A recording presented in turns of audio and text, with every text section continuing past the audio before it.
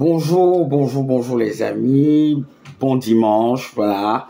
Aujourd'hui dans cette vidéo, on va parler du Paris Saint-Germain. Et oui, les Parisiens l'ont fait, ils se sont qualifiés pour les demi-finales de la Coupe du Monde des clubs FIFA 2025 qui, comme je le sais très bien, vous tient en haleine depuis pratiquement un mois maintenant. Paris s'est qualifié pour les demi-finales en s'imposant sur le score de 2-0 contre le Bayern Munich au terme d'un match au scénario complètement dingue. Voilà, on a assisté à quelque chose voilà, des émotions comme seul le Paris Saint-Germain, ce Paris Saint-Germain de Luis Enrique, se nous ont procuré.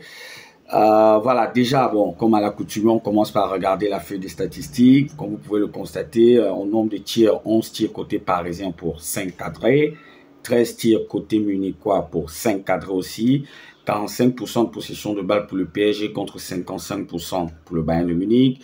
En termes de passes, c'est 354 passes pour le PSG pour 76% de réussite, de passes réussies. 406 passes pour le Bayern Munich pour 82% de passes réussies. En termes de nombre de fautes, 12 fautes pour le PSG, 13 fautes pour le Bayern Munich, mais surtout 2 cartons rouges pour le Paris Saint-Germain, les cartons rouges de William Pacho et Théo Hernandez. On va débriefer ça tout au long de cette vidéo. Allez, on commence. Paris Saint-Germain, Bayern de Munich, c'était la grosse affiche de ces quarts de finale de la Coupe du Monde des clubs. Deux clubs qui se sont rencontrés en phase de poule de la Ligue des Champions cette saison, victoire du Bayern de Munich. Deux clubs qui se sont rencontrés aussi en finale de la Ligue des Champions en 2020, l'année du Covid, on va dire ça comme ça, victoire du Bayern Munich sur un but de Kingsley Coman. Paris avait en quelque sorte l'occasion de prendre sa revanche entre guillemets bien entendu. Dès l'entame de la rencontre, on a vu un pressing haut de la part des joueurs du Bayern de Munich qui, contrairement à la plupart des équipes qui ont affronté le PSG, ne sont pas rentrés. C'est-à-dire, généralement, sur les derniers matchs de Paris que j'ai eu à observer, les équipes qui jouent contre le PSG, dès le coup d'envoi, veulent d'abord constituer le bloc en jouant bas et il y a un temps d'observation. Non, du côté du Bayern de Munich, dès le coup d'envoi, ils sont allés chercher les Parisiens très haut et ils ont compris qu'il fallait étouffer un joueur en la personne de Vitinha. Vous avez le Pavlovic qui a surveillé Vitinha comme du lait sur le feu, en l'empêchant systématiquement de jouer vers l'avant. Sur pratiquement toutes les prises de balles, de la première du moins toute la première mi-temps, on a un Vitinha qui jouait essentiellement vers l'arrière ou avec des passes latérales. Et ça a beaucoup gêné les Parisiens parce que c'est le métronome de cette équipe-là. C'est lui qui amorce très généralement les attaques. Et il y a eu aussi un marquage individuel de la part des joueurs du Bayern de Munich qui ont pratiquement harcelé chaque joueur du PSG en 1 contre 1. On a une équipe de Paris qui était beaucoup empruntée. On va dire ça comme ça sur cette entame de match. Il y a eu quelques fulgurances, notamment de la part de Kvaratskhelia, un peu de Désiré Doué, un peu de Barcola aussi, mais ça coinçait littéralement parce qu'en face, il y avait une véritable organisation défensive stricte, rigoureuse et aussi avec beaucoup d'agressivité. Vous avez vu le nombre de fautes, quand on parlait des statistiques, c'est 12 fautes pour Paris, 13 fautes pour le Bayern. Je parle d'agressivité, mais c'était une agressivité, je vais dire, saine. C'était pas avec des fautes un peu, voilà, on essaie de faire mal à l'adversaire, non. C'était, on t'a dit, sur cette rencontre, s'il y a un truc qui m'a bluffé, quand je parle de cette agressivité, justement, c'est la qualité technique. Honnêtement, on était sur du très haut niveau. Techniquement, voilà, les joueurs savaient ce qu'il y avait à faire parce que ça jouait vite, ça jouait dur. Et il n'y avait pas le temps de tergiverser, non. Chacun savait ce qu'il avait à faire. Et ça vaut pour les deux équipes. Autant tu avais Olysée, Coman, Harry Kane. Devant, de l'autre côté, tu avais Doué, Barcola et Kvaratskhelia. Au milieu de terrain, on va pas se mentir, sur toute la première mi-temps, le Bayern a été au-dessus. Et même sur une bonne partie de la deuxième mi-temps, le Bayern Munich a été largement au-dessus du milieu parisien. Quand tu sais que ce milieu a été très longtemps plébiscité comme étant le meilleur milieu de terrain actuellement au monde, tu imagines bien ce que ça vaut pour les Munichois. Ça veut dire que le milieu Pavlovic, Kimmich, avec Musiala en maître d'orchestre, a créé d'énormes soucis tactiquement parlant à cette équipe du Paris Saint-Germain. Alors il a fallu s'adapter, il a fallu trouver des voies et moyens pour contourner justement ce pressing et ce contre-pressing effectué par les joueurs munichois, eh bien, Luis Enrique, comme d'habitude, il a trouvé la solution. C'était de jouer long directement sur la zone non marchande. Je crois, à travers les vidéos précédentes, je vous ai déjà expliqué ce que ça veut dire la zone non marchande du terrain. Et en ce sens-là, c'est Barcola qui a été désigné comme, qui était le joueur, ce joueur-là qui était chargé d'observer cette, de mettre en place cette tactique parce que lui restait toujours très haut. Et à chaque fois que le PSG récupérait la balle, il y avait directement une longue transversale pour le retrouver directement, ce qui poussait les joueurs du Bayern Munich à faire de longues courses défensives et qui donnait un avantage à Paris parce que sur une passe, il était directement facile d'amorcer les contre-attaques.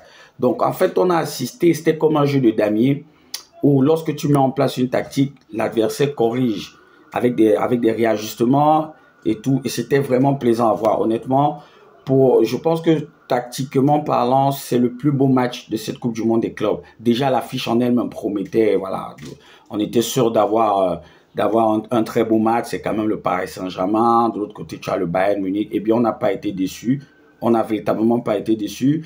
Autre chose, ce sont les gardiens. Franchement, les gardiens ont été au rendez-vous. C'est vrai qu'il y a 2-0 pour Paris, mais Neuer, voilà, il a sorti deux bons arrêts, notamment un super face-à-face contre Barcola. Mais avant ça, il y a un face-à-face contre Kvaratskhelia qui, voilà, a passé toute la défense munichoise en revue. De l'autre côté, tu as Gianluigi Donnarumma, que j'appelle affectueusement Didio, qui, voilà, il a aussi sorti le jeu.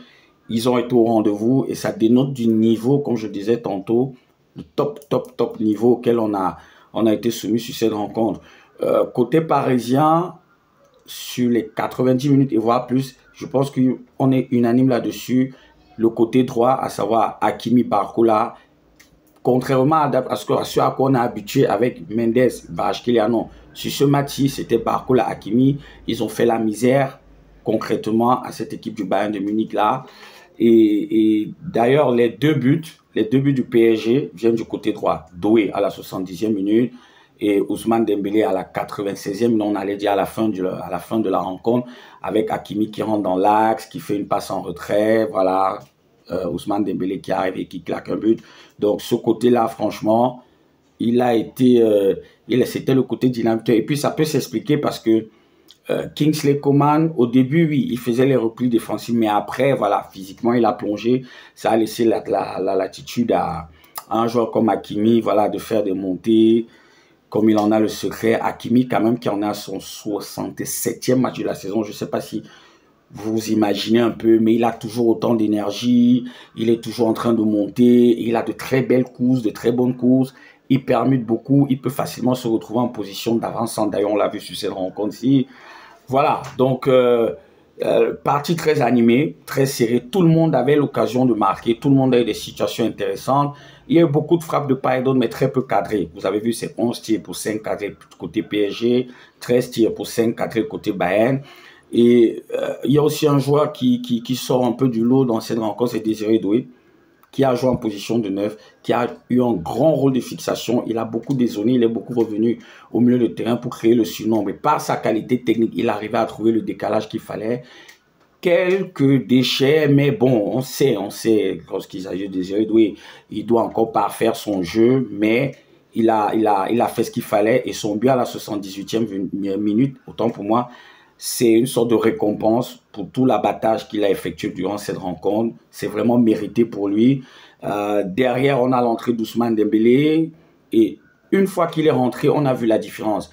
Avec son agressivité, avec ses courses défensives, il a harcelé les deux centraux du Bayern Munich. Et on a vu véritablement la grosse différence quand Ousmane Dembélé est là et quand il n'est pas là. Je ne crache pas sur ce que les autres ont fait, non, mais je dis, avec Ousmane Dembélé, tu as une certitude, tu as plus de certitude quant au jeu défensif du PSG, parce que c'est lui le premier à amorcer même le contre-pressing. C'est lui le premier.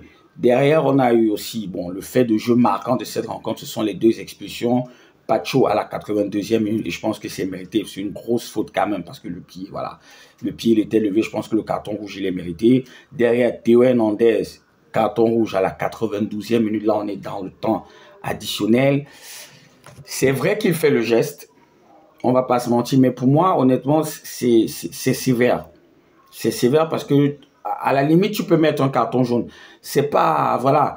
il va pas avec l'intention de faire mal à son adversaire. Non. Pour ceux qui ont joué au football ou pour ceux qui jouent encore au football, c'est un geste qui arrive. Tu fais ça, c'est juste pour intimider un peu, mais il n'y a pas vraiment la volonté de faire mal. Bon, voilà, carton rouge pour lui à la 92e minute. Et c'est là que cette équipe du PSG m'a impressionné parce qu'à 9 contre 11, l'attitude de cette équipe, moi, elle m'a étonné. On se serait attendu à ce qu'à 9 contre 11, en menant 1-0, que tout le monde aille jouer derrière. Non, Paris a continué à aller de l'avant. Paris a continué à vouloir jouer au ballon. On n'a pas dégagé n'importe comment, non. Ça construisait. Et justement, l'apport d'un mec comme Ousmane Dembélé, à chaque fois, Bayern essayait d'attaquer. Il fallait trouver Dembélé en profondeur. Défensivement, ils n'ont pas paniqué. Il y a Beraldo qui est rentré pour supplier l'absence de Pacho. Voilà, on a une équipe qui est sûre d'elle. Ça dénote à quel point ce Paris Saint-Germain, si rien ne l'effraie. Honnêtement, j'ai été bluffé par cette attitude-là.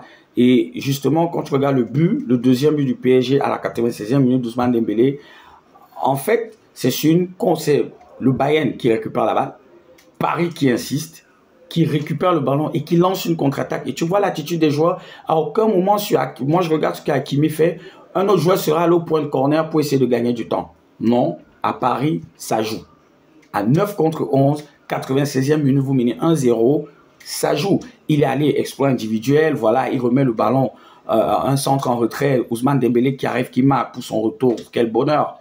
Quel bonheur de voir une équipe se comporter comme ça. Et pour ceux qui ont suivi la conférence d'après-match de Luis Enrique, il te fait comprendre que c'est ça le plan. L'idée, en fait, c'est ça. C'est de continuer à jouer. C'est pas de se relâcher, c'est pas de se plaindre, c'est pas d'aller voir l'arbitre, c'est pas d'essayer de gagner du temps en tombant. Voilà, non. Son équipe est programmée pour affronter n'importe quelle adversité. Et ça s'est vu. On parlait de l'aspect défensif, la solidité défensive de ce Paris Saint-Germain a été impressionnante parce qu'en face, je tiens quand même à le dire, tu as une triplette, tu as pratiquement un quatuor avec Olysée qui a été, voilà, il a été bon dans cette rencontre, Coman, Musiala, Harry Kane, Musiala qui s'est blessé gravement. Je pense que pour lui, voilà, l'année civile, elle est terminant par d'une grosse fracture au niveau de la cheville et probablement du péroné aussi. J'ai envie de dire une blessure bête parce qu'on est à la fin de la première mi-temps et un ballon, voilà, Pacho il a couvert, il y a Donnarumma qui vient sortir dans les jambes. Tu as envie de te poser la question, pourquoi est-ce que lui, Musiala, il va jouer à fond comme ça? De l'autre côté, tu te dis, voilà, c'est dans son ADN, il joue sur tous les ballons, sauf que, voilà, sa sortie a handicapé le Bayern Munich, ça, il faut le reconnaître. À la deuxième mi-temps, il a manqué ce joueur-là, ce petit peps-là, parce que Musiala, c'est le mec qui joue entre les lignes. C'est le mec qui, voilà, il est très malin. Techniquement, c'est un numéro 10 à l'ancienne. Gnabry est rentré à sa place, mais voilà, c'était pas véritablement ça. Il a manqué quelque chose, un véritable détonateur pour cette équipe du Bayern après la sortie de Musiala. Voilà, au final, ça fait 2-0 pour le Paris Saint-Germain. Brillante victoire, l'état d'esprit est au maximum. En demi-finale, le Paris Saint-Germain va affronter le Real Madrid qui lui aussi s'est qualifié contre le Borussia Dortmund sur le score de 3-2. Le seul bémol, ça va être c'est le carton rouge de Pacho. Mais Beraldo, il va jouer, c'est vrai qu'avec Beraldo, voilà, c'est pas assurance tout risque, mais il va faire le job. Même s'il faut rappeler aussi que du côté du Real Madrid, Højlund a pris un carton jaune, donc il sera absent pour cette rencontre entre le PSG et le Real de Madrid. J'ai pas envie de dire ça fait kiff-kiff, un exclu en défense centrale de chaque côté, mais ça va valoir ce que ça va valoir. Donc voilà ce qu'on pouvait dire sur cette brillante cette brillante qualification du Paris Saint-Germain pour les demi-finales de la Coupe du Monde des clubs. Vous connaissez la routine. En commentaire, vous me dites ce que vous avez pensé, vous, de cette rencontre-là. Vous activez la cloche de notification, vous laissez un like et surtout vous partagez avec vos proches pour rester, voilà, au courant des prochaines vidéos. Et moi, je vous dis bye bye et à la prochaine vidéo.